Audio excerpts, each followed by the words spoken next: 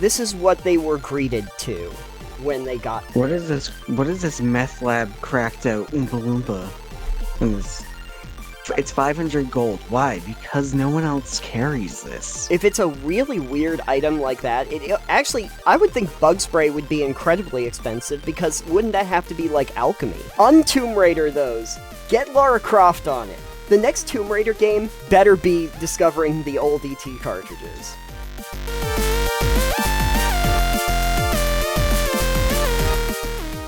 Alex, how terminally online do you feel right now?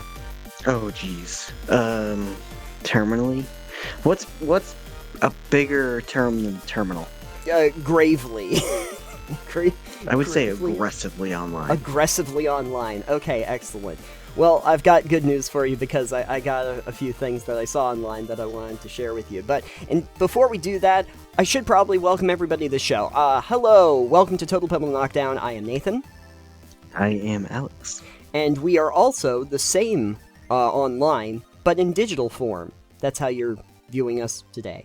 We're not I'm actually in analog form right now. Yeah, exactly. We're holograms. Alex, I have been inspired to try a new RPG quest that I want to have some fun with you with. Okay. Sure. All right. And this is actually rooted on... I'm sure you've seen that. If you've been on the internet, as you just said, you are aggressively, gravely on the internet. Well, I should put in the stipulation that I am aggressively online, but Yes. I don't pay attention to news or a lot of gaming news and stuff like that. Oh, okay. Well, I'm gonna be interested to know if you've heard anything about this. I figured that you have, but I'm always going to be surprised. Have you heard about Willy's chocolate experience? No? Willy's chocolate what? Willy's chocolate experience. Have you heard? Oh, I have no idea what this is. I'm so happy. Is this like right some now. TikTok trend? Because No. I definitely wouldn't know that. No, it's not a TikTok trend, and I am so happy that you don't know what this is, because I get to explain it to you, and I'm just... Oh, great. I am so excited. I'm going to share with you some photos, and I'm going to share these with you because in Glasgow, Scotland, there was this company that was enticing kids and their parents to come to essentially Willy Wonka's chocolate experience. They enticed them with what are these AI images, which I will share with you right now. And as you can see, they are big and they're colorful. Try not to get too focused on the terminology on some of these, which is just bad. No one proofread these. But the point of the matter is that this looks fascinating. Cotton candy world that the kids are going to go into to be enchanted in a Willy Wonka style experience. You've got your, candy cane trees and the Twilight Tunnel and lots of entertainment. It's going to be amazing. Okay? Sure. Okay, cool. I am now going to share with you some of the photos of what it actually looked like when they got that. It's gonna be DashCon all over again. This is what they were greeted to when they got What is this? What is this meth lab cracked out oompa loompa in this first picture? Yes, that is what they were able to do for the Oompa Loompas. She's apparently very nice. She's talked about this since then. She was trying to make it nice for the kids because, everybody else was so deflated by the fact that, they didn't, have a script because the script was AI generated. And so they asked the crew to just, improvise. And so she tried to, hand out candy to the kids and try to make it nice anyway. So hold on. Is this, some chocolate factory or something? What is this? You said chocolate This place? is like an This is supposed to be, the chocolate experience. The idea being that, we're creating, a theme park. But for Willy Wonka. Okay, but what's the actual place? What is the place hosting this? What is the place hosting this? Oh, well, I can tell you. So it is a London-based company called House of Illuminati that put this on. Cool. So how is that a company and not just a cult? Well, I'm still... The jury's still out on that, Alex. But anyway, Website for the event promised interactive installations, including enchanted garden, sculptures, a twilight tunnel, and whimsical performances from people dressed as Oompa Loompas. Tickets cost what is equivalent to $44 each. Wow. So House of Illuminati. Yeah. What is it? I can tell you about the House of Illuminati if you'd really like. I need to know a little bit about this. Okay, I'm at their website. I want to explain this to you. The House of Illuminati says extraordinary events and immersive experiences. Yeah, I don't see that. I'll let House of Illuminati explain themselves to you. Welcome to the House of Illuminati, a realm where fantasy and reality converge to create unparalleled immersive experiences. Our journey is fueled by a passion for blending art, technology, and storytelling into unforgettable events. Is that why they use AI to generate everything? Yes. From avant-garde performances to grand interactive galas, each event is a meticulously crafted adventure designed to evoke wonder and inspire the imagination. At the House of Illuminati, we're not just organizing events, we're crafting extraordinary experiences that linger in your memories, inviting you to explore the extraordinary and step beyond the ordinary. Yeah, these photos you sent me really inspire anything that I just said. Yes! They do. I mean, I will say the actual practical props they have are... They're not bad. They're not bad. It's just sparse. The rainbow's a little strange, but yeah. Yeah. They got props that actually look decent, so the like drop that's cloth cool, is but it's a nice drop cloth. I'll give them that. The drop cloth of the factory windows. Yeah, I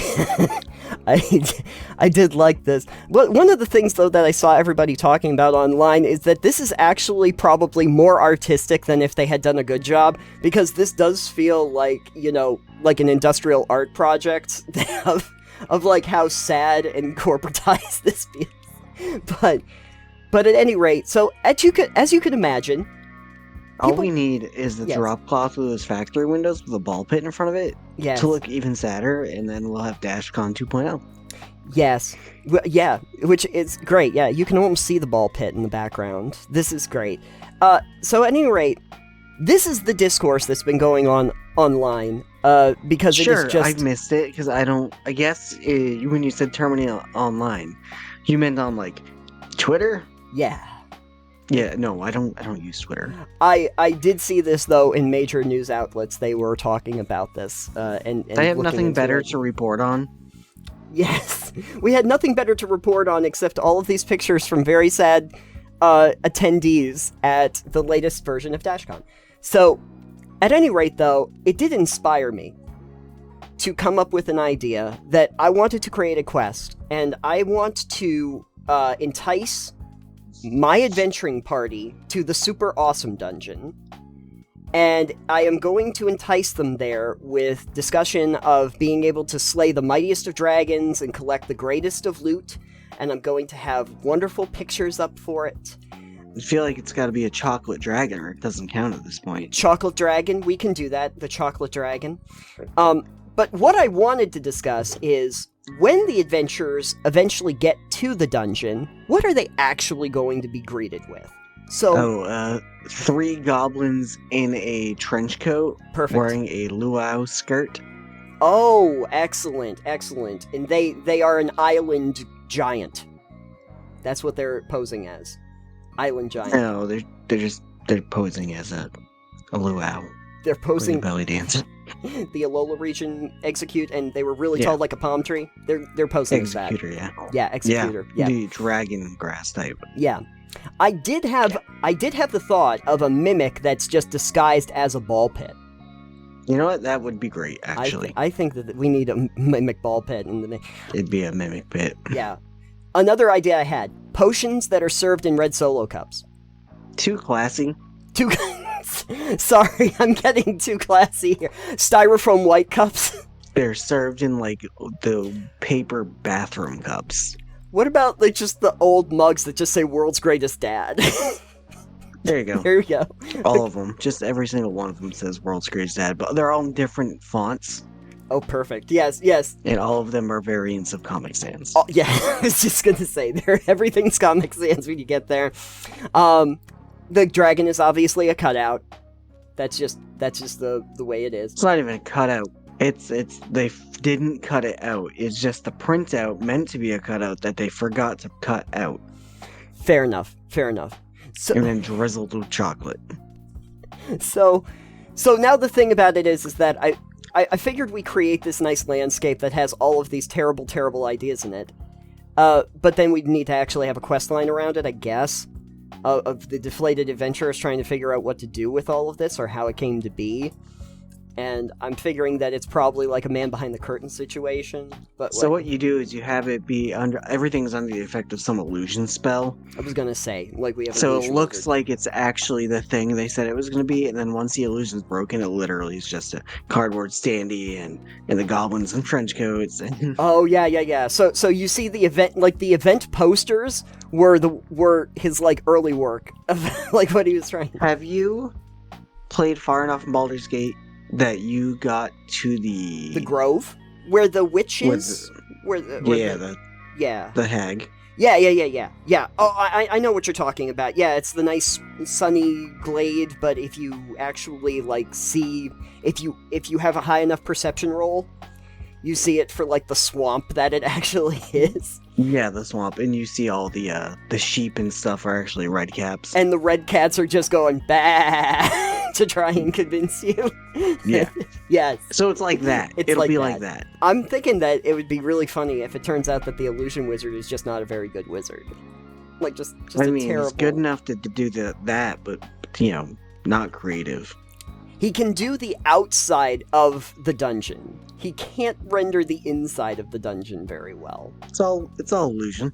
It's all illusion magic. Yeah. It's all illusion magic. Perfect. Excellent. So yeah, except in the mimic too, it's all illusion. Perfect.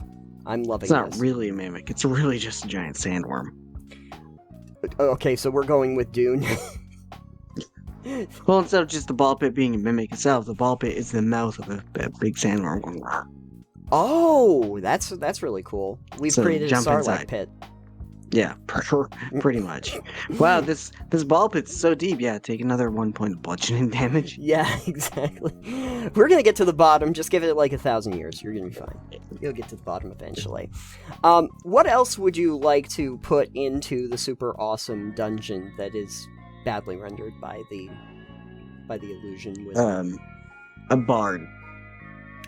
Just a pile of dead bards? No, that's different. You hide behind the pile of dead bards. Oh. That's a mountain in this world. Yeah. Again, a bard that is using illusion magic to make you think that their bard playing is really, like, good. Oh. But it turns out they're really, really bad. They're not bad. making performance checks. They're just using, like, minor, mere... one of those minor spells. Oh, yeah. They're doing like a minor illusion or something like that. Yeah. Because it can produce sound. Yes. That's true. They're just not very talented otherwise. They can't even afford the loot. They just have a stick in their hands. They just have a... sadly playing a stick. A rake. It's not a guitar, it's a rake. Yeah, this could be a thing where it's almost like a little theme park your players could explore, and it's like they have to, maybe they have to break free of those illusions, for instance. The bard tries to do bard things at them, and they have to break free from that enchantment, as it were. Mm-hmm. They're not really a bard, they do illusion and enchantment magic. Sure. Maybe you have a tunnel of love type ride. A boat ride. Yeah. And again, it's just kind of an illusion. It doesn't really go through any tunnel of love. It goes through, like, this actually kind of eerie, like, overhang of tree branches that form an archway. Yeah. And it's not really a boat. It's really, you're just kind of in a cart with a donkey.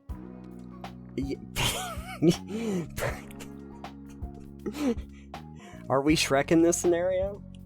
Sure. Okay. I feel like this would work as like a one-off quest or one-off like. Oh, this isn't a campaign. You can't sustain this for a campaign. But I mean, you could. It would just be they'd learn really quickly. Yeah, they'd figure it out. I like the idea though that like you've enticed them in with this grand treasure, and it looks like all of the gold, like the giant pile of gold for the dragon. But then they get down there and they find out that the real treasure was just a note, and it says the friends you made along the way. No, even better than that. It's all scale model.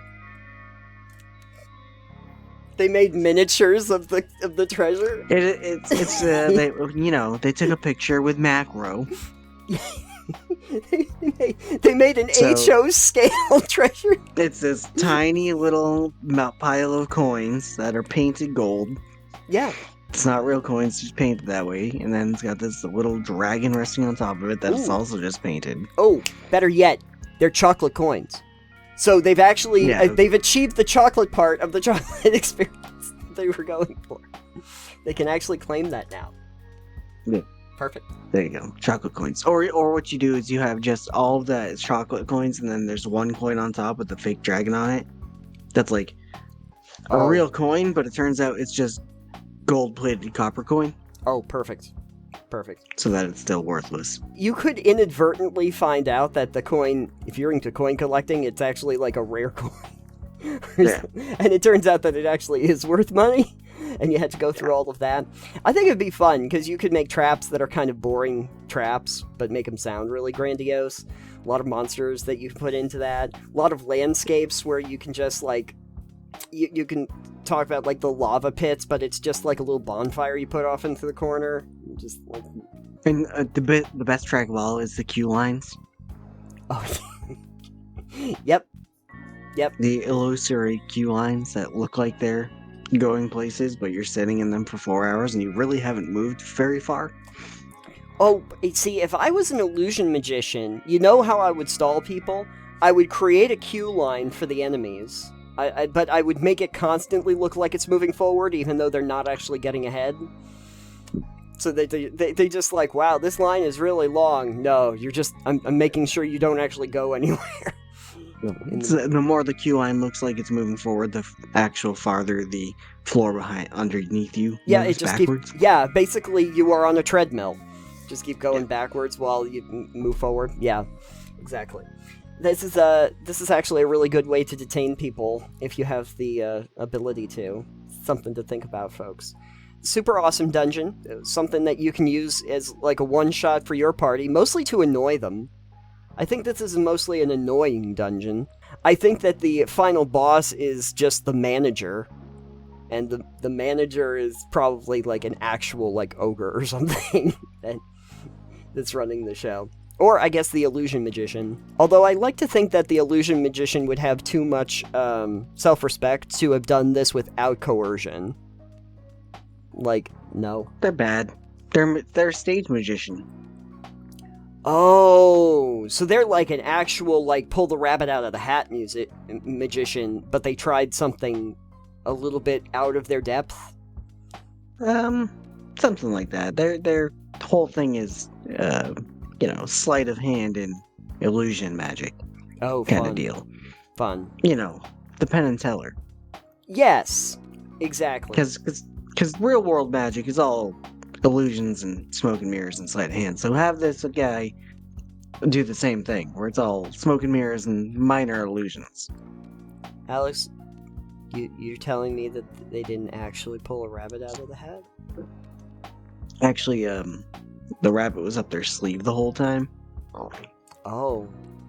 I thought the rabbit teleported into the hat and then it could have been a magic rabbit.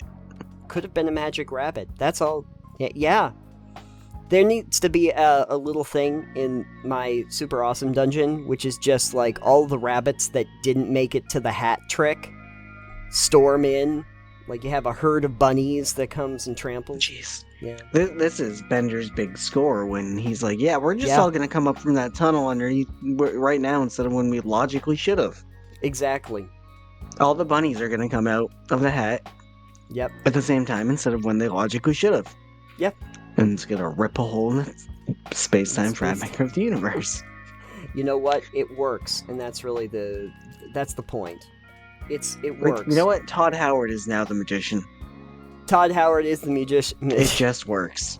It just works. That's why he tried to convince people that there was 16 times the detail. And it turns out that times. 16 times. You don't even notice that the goblins are 3 goblins stacked on top of each other. Yeah, because it looks like it's 16 times 3 goblins. That's the biggest executor that you've ever seen. If you have some ideas on things that we can put in the super awesome dungeon to really expand upon this idea, let us know. Wonka's Chonka Dungeon of Change.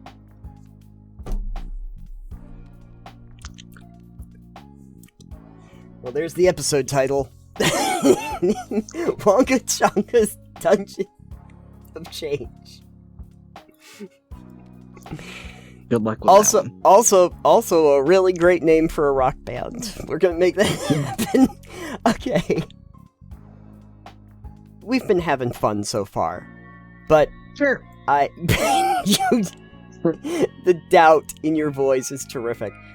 I, however, wanted to introduce you to something that I was planning on talking about like a couple weeks ago, but we kept having other things that we wanted to discuss. And it was a post that I had seen, and it originally came from Reddit, and that's always a great place for this, but it was about haggling. Yeah, it's always the best place. About haggling? It was about haggling, and I'll read it to you. It's a little lengthy, but you kind of need it for context. So I'm running a campaign, and it's always very nice, until the players have to pay for something. A few of them... Hold on. Yes. Why is their first sentence, so I'm running a campaign, and it's always very nice? They're trying to lure you in. Running a campaign is always nice. You're trying to lure them in by thinking that it's better than it is, because this is going to go badly very quickly. Until the players have to pay for something, a few of them get a panic attack and immediately says, that's too expensive. Others say, can I not sleep outside, or if they had to rent a boat to get to Cragmaw Castle, they spent 1.5 hours haggling through 3 different ships, using intimidation. I just ignore them after the 8th time, and had the police involved 2 times. They ended up paying, but they always waste time. They once wanted to buy bug spray, I don't know why, and had to spend 4 minutes to argue price, 2 copper. Is there any way to solve this? Also, the whole group is like this. Also, somehow some players complain about it being boring. Okay, so let me give you the response back before you say anything. Someone says, this, but also be ready to accept that they're having fun with this.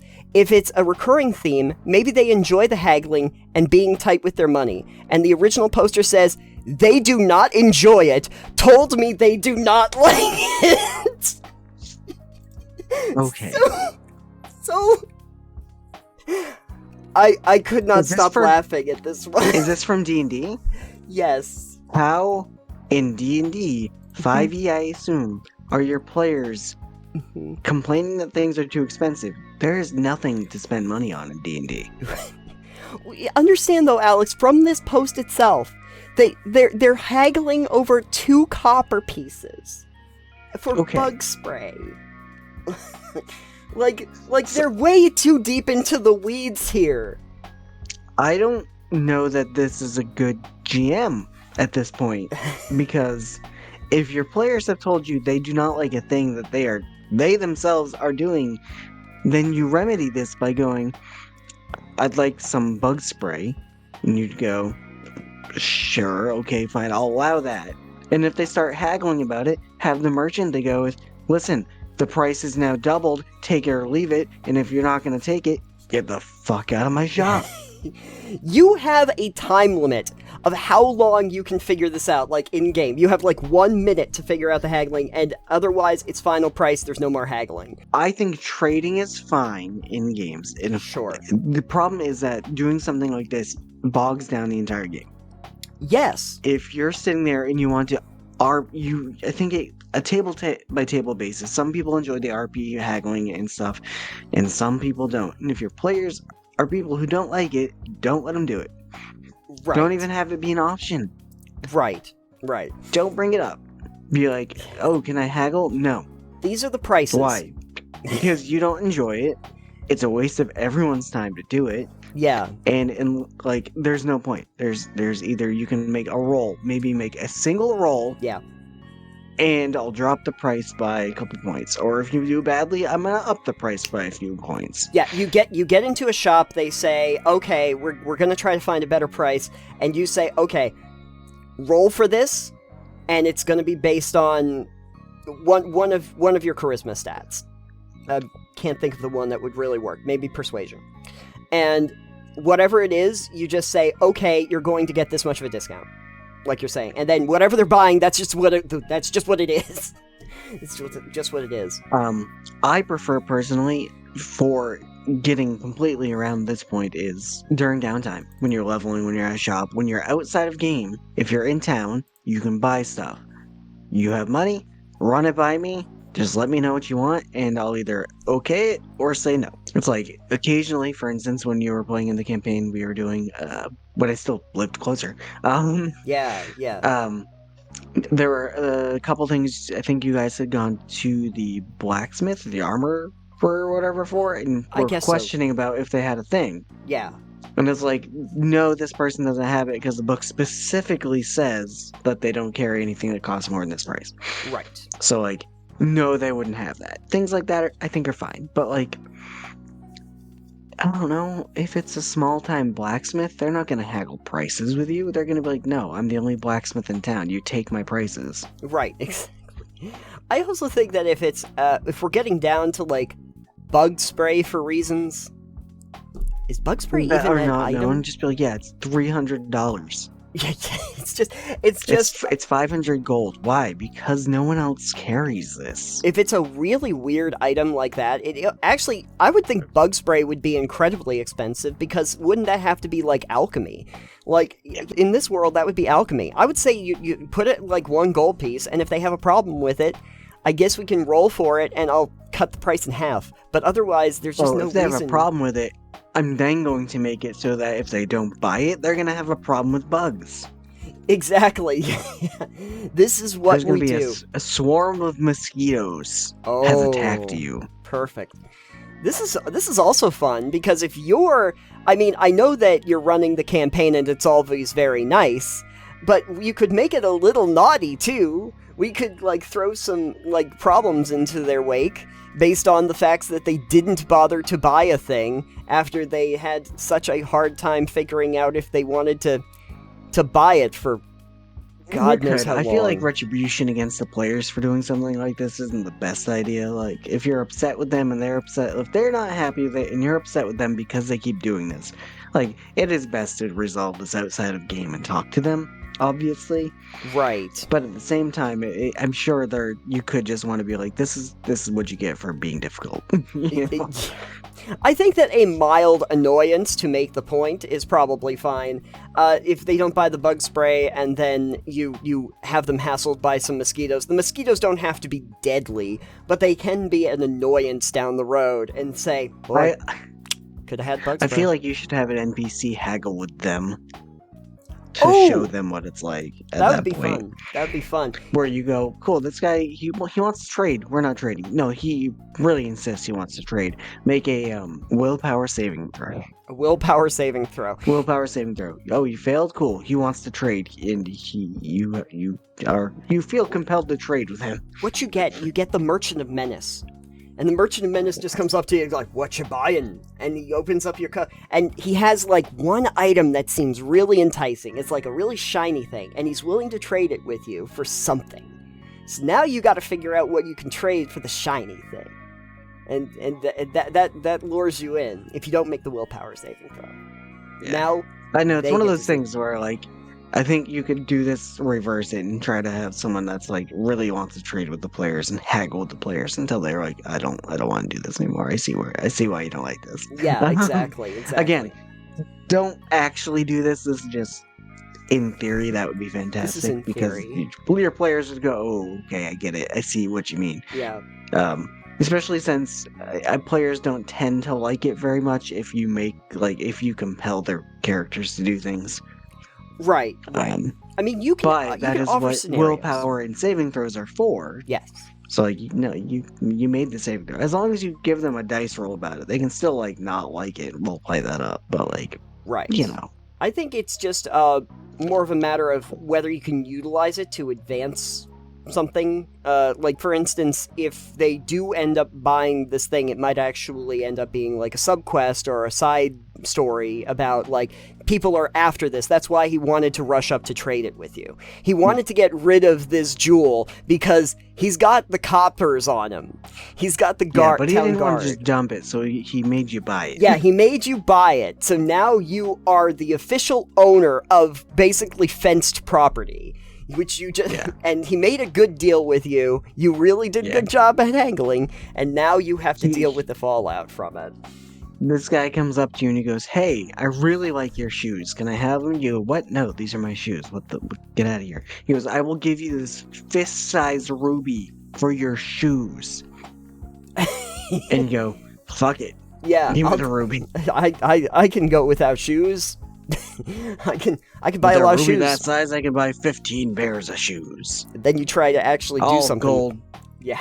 All made of thick gold. Then you try to do something with the ruby, and nobody will buy it because it's too hot. It's too hot. It's counterfeit. They go, "Oh wow, branded. That's the Queen's ruby." Uh-oh. And you're like, "The what?" Yeah, it's the crown jewels. You can't. What did you do? And now you have to explain how you got it. "Oh, this guy gave it to me for a pair of shoes." A likely story. You gotta run out of town. Now you actually do have to haggle because you have to figure out who you can sell this to.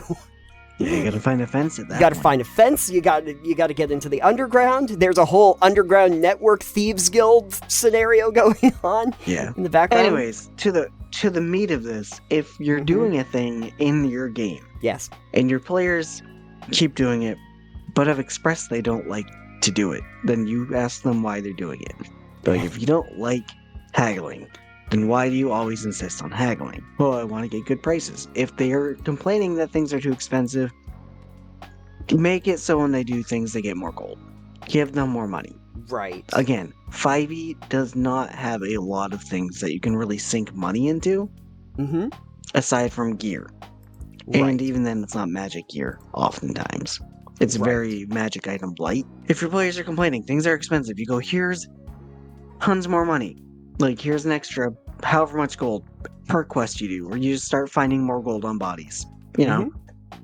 I understand this would disrupt an actual economy in-game if you were to pay attention to that, but the players seem to be having a struggle where they need money that's too expensive. They're gonna pinch their coins, so if it's not fun, just increase the money flow. Let them have more money. Let them buy more things. Let them not have to haggle and feel so tight, pinched pockets. You know?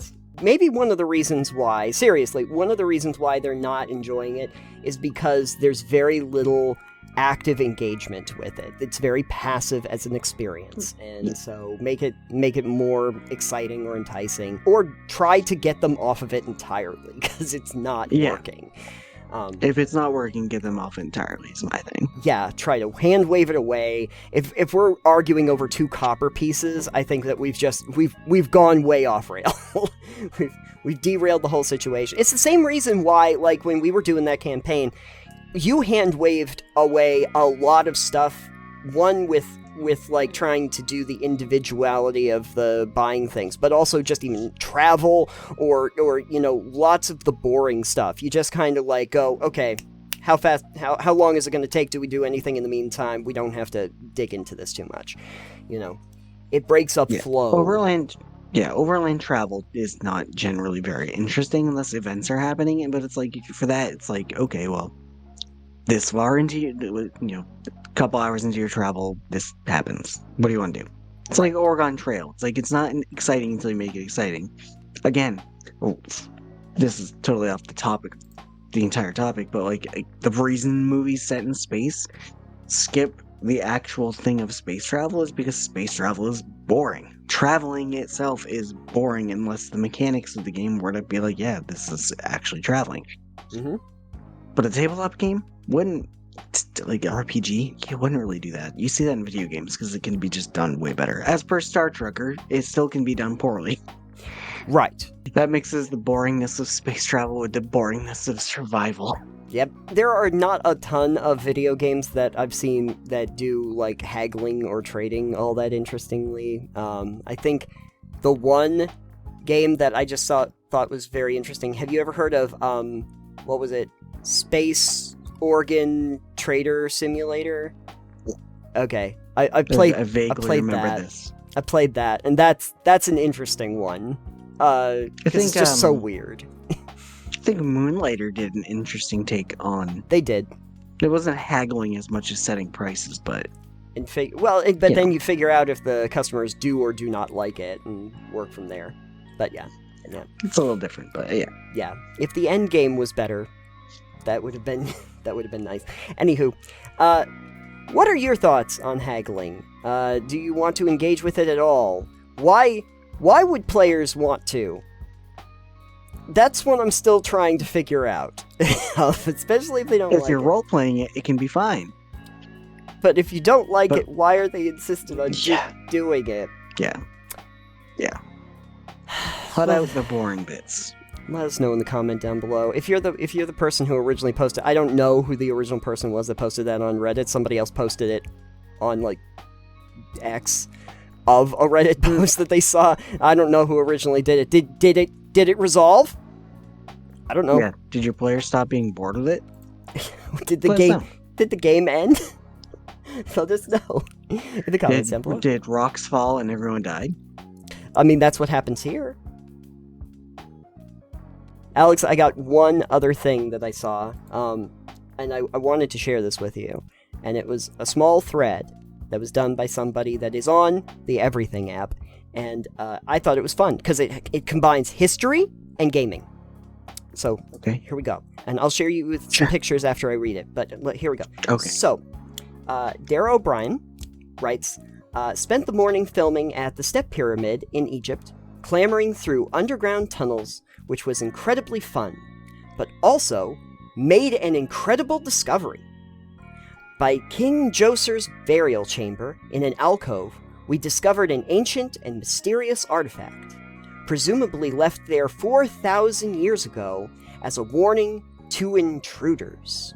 Upon closer inspection, it is a warning of a terrible monster that protects the grave. Here's some pictures so that you can see the terrible monster. Beware! Beware! It has 4,000 attack and 4,000 defense. Beware the true meaning of eternal slumber. I have returned the rune to its resting place, on a ledge, and pray I have not angered Obelisk the Tormentor. Obelisk the Tormentor, I'm pretty sure is actually a Yu-Gi-Oh card, but... Yeah, it looks like a Yu-Gi-Oh card. With 4,000, my god, the very large number thing with Yu-Gi-Oh is what always throws me, but... Yeah. As a divine beast. And I thought that was very cute, that we found a Yu-Gi-Oh monster. Well, Yu-Gi-Oh is all Egyptian themed anyway, so it ties in very well. This does indeed work. And I am glad, Dara, that you were able to return it to its resting place. That was very good of you, even though... Yes, sometimes you really need to return the slab. Please insert a clip here of Courage the Cowardly Dog. Return the slab, or suffer my curse. But anyway, the reason why I bring that up is that it reminded me of a topic that I'm actually quite interested in, which is the idea of dead games. And it's not even necessarily vaporware, because I think we might have talked about vaporware at some point, games that never actually manifested themselves. You had seen them. Yeah. Prey 2 is the one that I usually refer to as the game that looked like it was basically done, but then the studios changed hands for the licensing, and they decided to go a completely different way, and we got Prey 2017 instead, so not terrible that happened. But I'm talking about dead games. Games that actually did come out, but, you would be hard-pressed to find where you could even get them now. They have just gone by the wayside. They've gone to a digital graveyard because no one has them available. A couple of the ones that I wanted to cite were Oni, which was something that was done by Bungie from back in the day, and it was a third-person, action game, had some shooting, some melee combat. At some point I was thinking, maybe I would pick up the full thing, because it's been a while. Turns out it's, not available on any one of the digital platforms. Yeah, they pulled it, I assume. What was another one? Oh, Gladius. I don't know if you remember that from back on the original Xbox, but it was a turn-based strategy game where you were in arenas, and you built up a team of different gladiators, and you would go in and it was actually quite fun. You could get monsters and stuff. and outfit them individually. There's been a bunch of stuff lately that has come up about dead games or just games that have been pulled from digital storefronts. Like Spec Ops Line was just pulled from all digital storefronts. That's terrible. That is horrible, actually. Right? And then... Glad I got it for you before it got pulled. Yeah. And then what? The crew Ubisoft was saying that they're shutting the servers down soon. Oh, and then, yeah. I was watching something earlier, recently, a bunch of stuff about this too. Right. Some people for the games preservation thing are like, the Preservation Society, yes. Having emulation of games helps with not losing games forever. Yes. And then physical copies, because you can't get rid of a physical copy as easily as you can get rid of just deleting it from a storefront. Oh, I understand. For instance, a digital thing, you can lose it even if you own it, as per the crew. And then the other one too that I've seen the argument for is that like piracy. Yeah. Can you actually? And piracy can also be good for like games, like keeping games not being lost forever. If they can't acquire it in a legal way, then at least having the ability to emulate it or download it via piracy still means that the game exists, which is a net win for games preservation. Right. In similar fashion, this was actually a story that came up at the end of last month, or I should say at the end of January, because it's March Madness now, folks. But a story that came up at the end of January was that reportedly Microsoft is laying off the entire physical game department at Xbox. Not surprising. Which I understand. Didn't know there was a physical game department. Yeah, well, the ones that would actually prep them, I'm guessing, for discs, is what it amounts to. But considering the physical media is starting to go away, which is actually it is a little worrying because of some of the games that we're talking about now that might not be available anywhere. And some that I did play that I was thinking about picking up again, Glitch in the System, the Metal Arms game, Chronicles of Riddick, which was a great game, Escape from Butcher Bay, which I can't find anywhere, Brute Force, which was like a old multiplayer like action game that they had, and Darkened Sky. I don't know if I had never gotten a chance to play Darkened Sky, but I always remembered about it because never played any of these. Yeah, Darkened Sky was a game that I did want to play because this is the deal with Darkened Sky. It was a third-person like action-adventure game that might be in the style of like Zelda, but it was actually a corporate tie-in product for Skittles. Oh, I do know about this, okay. But the thing that people cited is like it's a pretty generic action-adventure game, but the writing was terrific. Like they said, like it is way better than it deserves to be. The writing is terrific. And I can't find it anywhere. I can't find them. So I'm very sad. I'm thinking that I'm going to have to go to some step pyramids because maybe they have all the gaming step pyramids or some bays of pirates. Wouldn't it be amazing if actually in one of those old pyramids or ziggurats somewhere in the world, people stuffed the old game cartridges in there? Oh, is that what Atari did with E.T.? No, they put that out in the desert. They buried those where in step landfill. pyramids are in the deserts. Oh, they put them in Cahokia. That would be perfect. Great. Okay. People should check on that. Yeah, go check Untomb those things. Untomb Raider those. Get Lara Croft on it. The next Tomb Raider game better be discovering the old E.T. cartridges. Were there any games that you think of from your youth that have been kind of tricky to track down or that you'd like to play again but haven't gotten a chance to? Not like specifically, like you're asking me youth and I don't remember games from my youth. Unspent youth, yeah. Unspent. Most of those were physical anyways though, so like finding them would just require me finding retro games. I don't really know like offhandedly, I don't really pay attention to all that stuff. I listened to a bunch of stuff about it because I listen to people who talk about games and like games preservation, again piracy and all that stuff like that. All about the topic. And I know dead games and dying games are interesting. Like lost games essentially. Yes. But lost none media. from me specifically that I can think of. Obviously, there are a few that are more famous. We mentioned ET for the Atari 2600. That's the classic. Yeah. But I keep thinking about it as I get older, because that's a thing that happens in this world. You get older. I think back to when I was playing on like the NES, all of those, and how hard it's got to be to find those, even in cartridge form. I was looking up like Excitebike or Paperboy at one point, and I'm like, I think they did modern versions of them. Mm-hmm. But finding the original ones, they were on cartridges, so they weren't in digital form yet, where they were like a downloadable file, so they would have had to convert them. Yeah, it's easy enough to find emulators for those old NES games too, though. Yeah, if Nintendo will let you use them. I don't think they care. Doesn't matter. Yeah. Yes and no, but it's not the point. You're going to download it illegally either way. If you can't find a way to legally obtain it, what are you supposed to do? That's kind of the question. That's the big thing for a lot of those people that are really up in arms about all the digital things being the way of the future. There's been a lot of pushback from games preservationists recently about getting rid of physical media, right? Because digital media right now is, again, like with the Crew 2, it's even if you bought this game, you won't be able to play it because they're shutting down the servers and there's no offline mode. Right.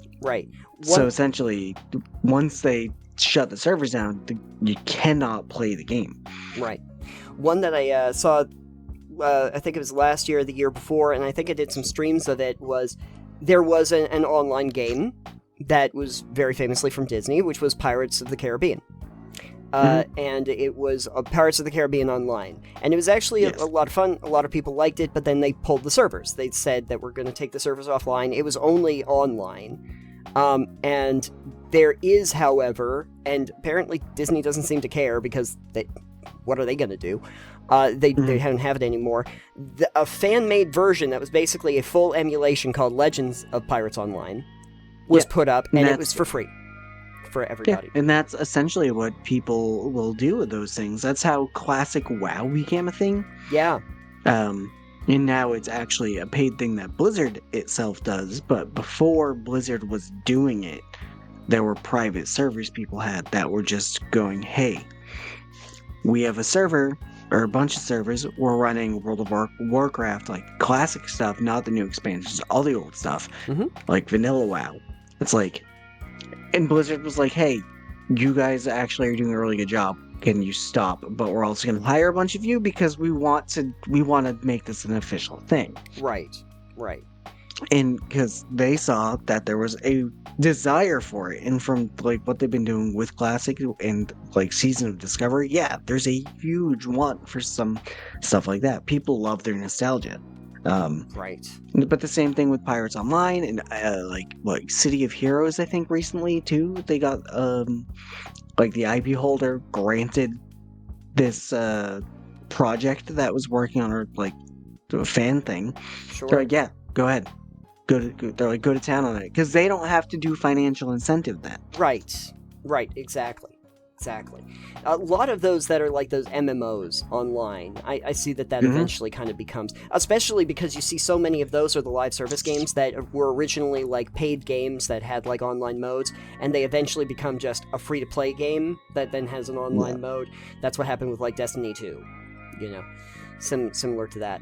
But it's mostly the games when they just get lost to time, and then what are you supposed to do? If I can't buy them, then what am I supposed to do? I guess you don't play them anymore. We don't have like a Library of Alexandria, but for video games, where we can find the collective knowledge.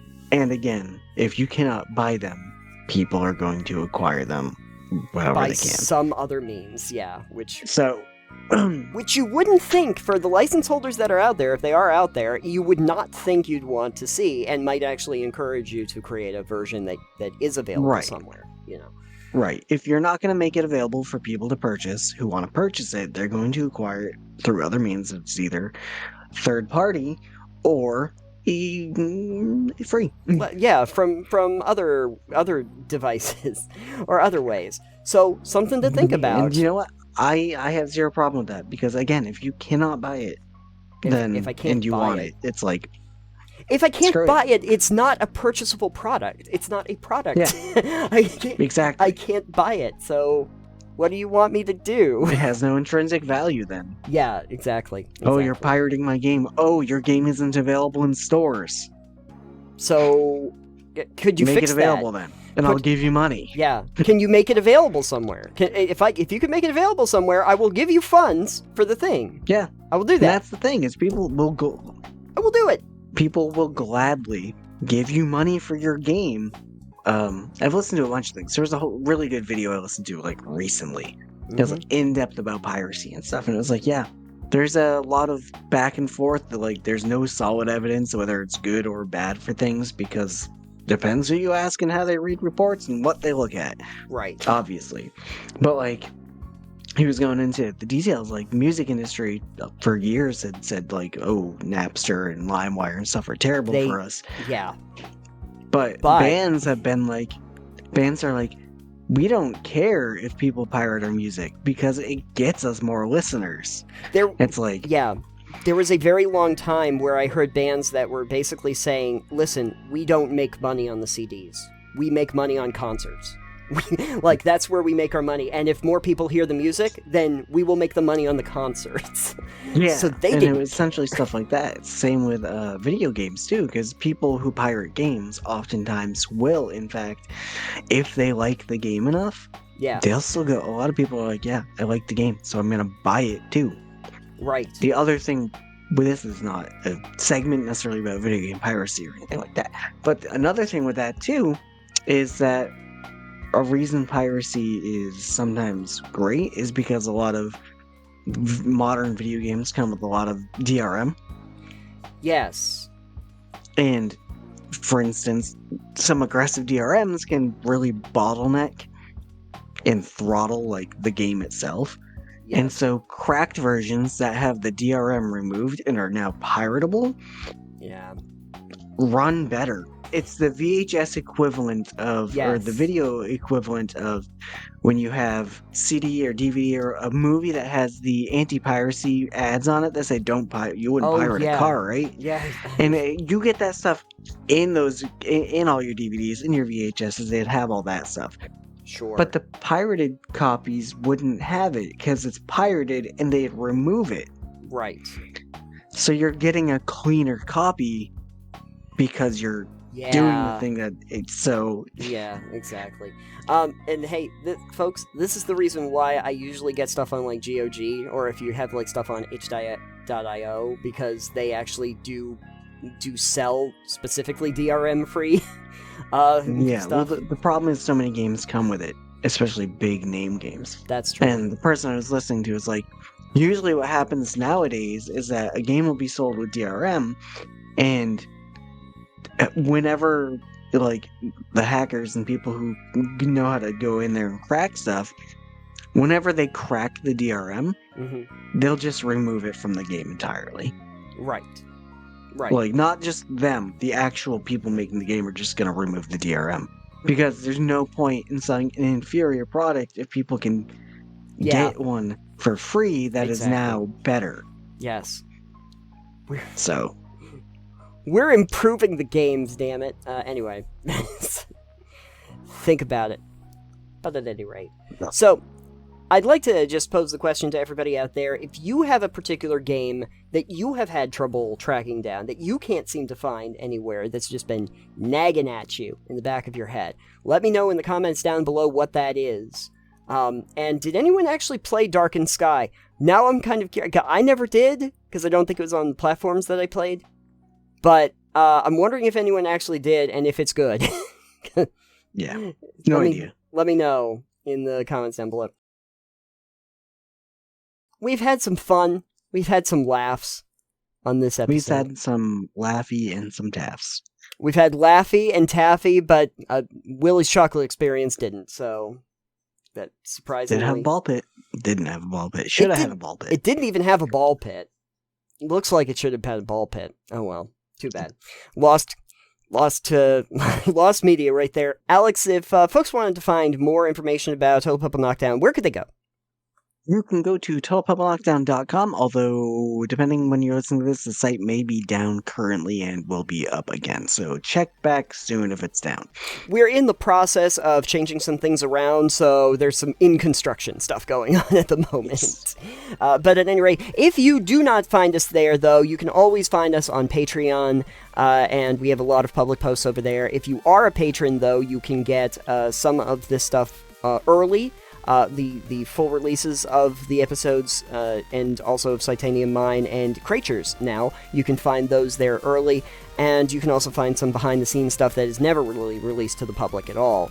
Stuff that we'll talk about kind of like off-topic. So check that stuff out. You can also find us on every podcast app known to mankind. Please rate and review and subscribe. We are usually hosted at Anchor, if you are wondering. And, or Spotify podcast or whatever it's called They keep changing these names around. It was iTunes, now it's Apple Podcast. I don't know. It's just, they gotta stop. Everybody's gotta stop changing names, which surprisingly segues really well to saying, I guess find us on X. I'm at Titanium. I'm at EXP Limited, and our show is at Pebble Knockdown. I guess it's better than Threads or Meta or whatever the... Guys... When you get a brand that people know, just stick with it. Anyway. That being said, it's lost media. Twitter is lost media now. Twitter is just lost. Twitter is lost. The dead bird. The bird is dead. It's a dead parrot. Thank you. Dead canary. Canary in the coal mine. That's where the emeralds were. There we go. Tie it all back in. Tie it all back in. Thank you for joining us on this episode, and we will talk to you on the next one. Goodbye for now. Bye.